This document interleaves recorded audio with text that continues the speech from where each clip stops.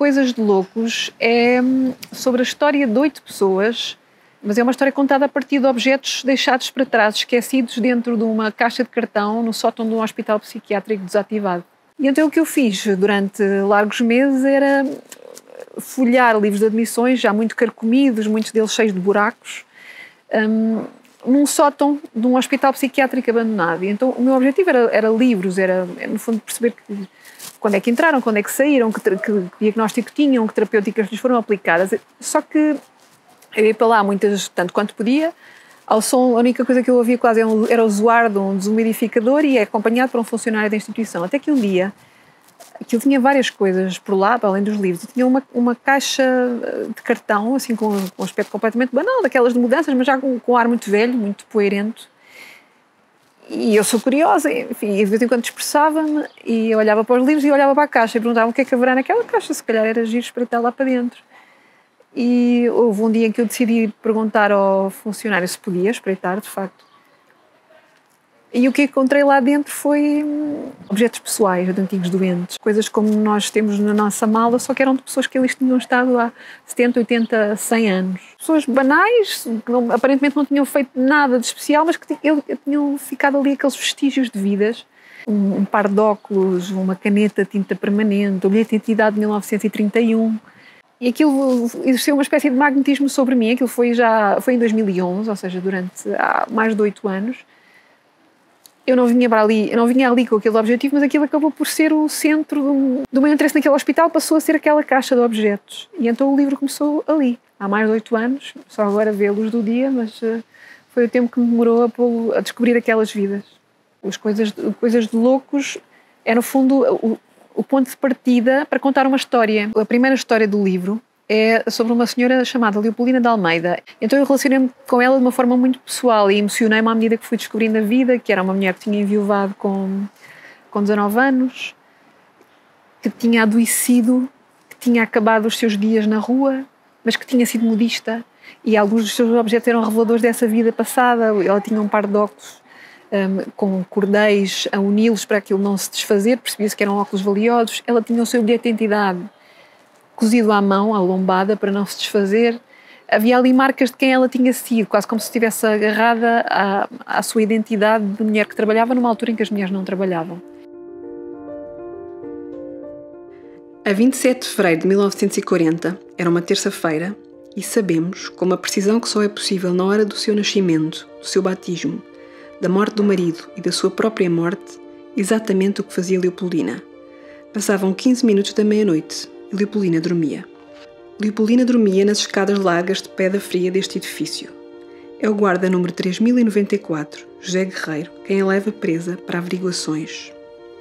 À época, a polícia tinha poderes para deter quem era encontrado na rua, sem casa nem forma de ganhar a vida. A hora em que foi acordada do seu sono ficou como a hora da ocorrência, 0 horas e 15 minutos.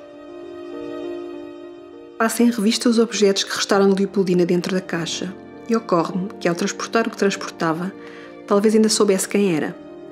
Que pode não ter sido por acaso que, até entrar no manicômio, manteve consigo o seu assento de batismo, prova de que um dia nasceu, foi bebê e teve pais, o seu carimbo de modista, prova de que um dia exerceu uma profissão, a certidão de casamento e o assento de óbito de Manuel, que certificam que um dia teve um marido e o perdeu, e o seu bilhete de identidade cozido à mão. Outra pessoa que me marcou, sobre quem eu já sabia algumas coisas, era um homem chamado Valentim de Barros. Ele tinha sido bailarino, era um homem que tinha sido homossexual e sobre quem se dizia que ele tinha sido internado por essa razão, por ser homossexual, numa altura em que a homossexualidade era doença. E o que é fascinante é que este homem conseguiu sobreviver num sítio fechado, sobrevivendo agarrado aos seus lavores. Ele bordava, ele tricotava num tempo em que os homens não o faziam de todo.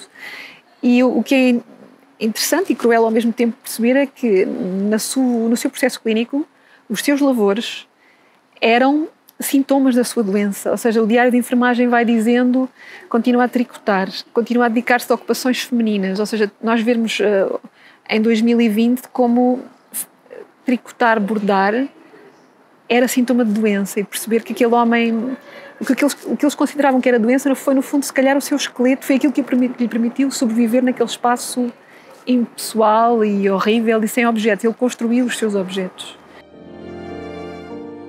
Numa enfermaria-prisão em forma de anel, viveu durante décadas um homem que um dia foi bailarino. A sua pequena cela estava nua quando ele para lá foi. Passaria as décadas seguintes a vesti-la, uma vida de agulhas na mão, a costurar, a bordar, a tricotar, a fazer crochê. Muitos vieram espreitá-lo nos seus lavores.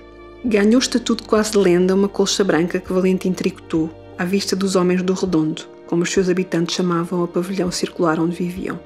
Era muito grande a colcha.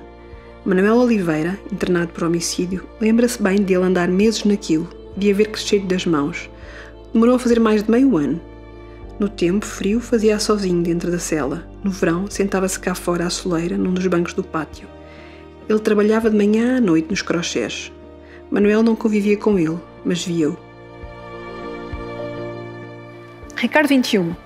Este homem tem uma caderneta da Caixa Geral de Depósitos. Mas depois eu percebi que aquela caderneta de Caixa Geral de Depósitos era como o símbolo daquela vida. Era altamente significativa. Aquela caderneta da Caixa Geral de Depósitos, um objeto tão banal, tão corriqueiro, sobre dinheiro, é uma espécie de quase de esqueleto da vida. É um comerciante que tinha um armazém na Baixa de Lisboa e de repente perde a sua saúde mental, perde tudo, perde o seu dinheiro, perde o dinheiro, mas vive agarrado ao dinheiro à mesma. Ou seja, ele quer num sítio onde não se podia ter dinheiro, onde as pessoas não tinham direito a ter nem objetos, nem dinheiro, mas ele constrói a sua existência financeira ali dentro, começa a fazer pescados para os outros doentes, começou a cortar a barba e a juntar o seu fundo de maneio, o seu pé de meia lá dentro. Ele criou a sua existência quase como se tornasse um comerciante dentro do hospital. Ele reconstruiu-se de alguma forma e conseguiu manter alguma dignidade até ao fim. Há numa carta de 17 de abril de 1945 um primeiro sinal de que algo está a mudar dentro de Ricardo. Mais uma vez peço a Vossa Excelência para tratar do meu caso. A frase de Ricardo continua, mas aqui é como se partisse ao meio. Enquanto o mesmo não é resolvido, peço para me autorizar a passear na cerca. O pedido marca uma transição. A revolta apaziguada, Ricardo começa a pensar em suavizar o seu cotidiano. O que pede agora é para, ao menos, poder sair da sua vida redonda, dos 32 metros de diâmetro, dos passeios em roda, para os 4 etares da cerca que torneiam um manicômio. Em algumas zonas, os muros têm a altura de 3 homens às cavalitas uns nos outros. Mas há partes em que a grade metálica deixa sair o olhar. Ricardo deseja ao menos alargar as fronteiras do seu mundo fechado. Aquelas pessoas viveram décadas fechadas num sítio onde não podiam sair e não eram visitadas e viviam ali num vácuo social, num limbo. E, no entanto, conseguiram, apesar de tudo, manter alguma dignidade. Algumas das reportagens, 4 delas, em parte, foram pré-publicadas no jornal. Foi surpreendente perceber que as pessoas se enterneceram e se comoveram com estas histórias passadas, com pessoas anónimas, completamente desconhecidas, e se conseguiram relacionar com elas e comover-se e pôr-se naquele papel.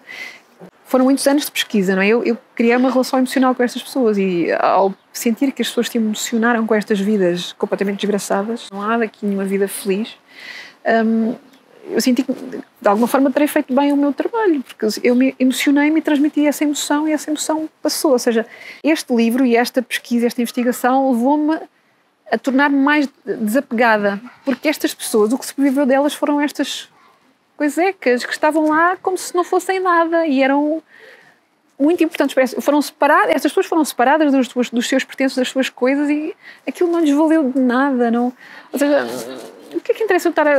O que interessa é a memória e o que fazemos depois, o que é que fazemos com esses objetos a seguir. Ou seja, temos que manter pouco. E eu, se calhar por causa deste livro, comecei a ficar mais desapegada às minhas coisas, porque de facto não são assim muito importantes. E como se vê, os objetos sem as pessoas não são nada, são lixo. Isso é o que vai acontecer com os meus, quer eu queira, quer não.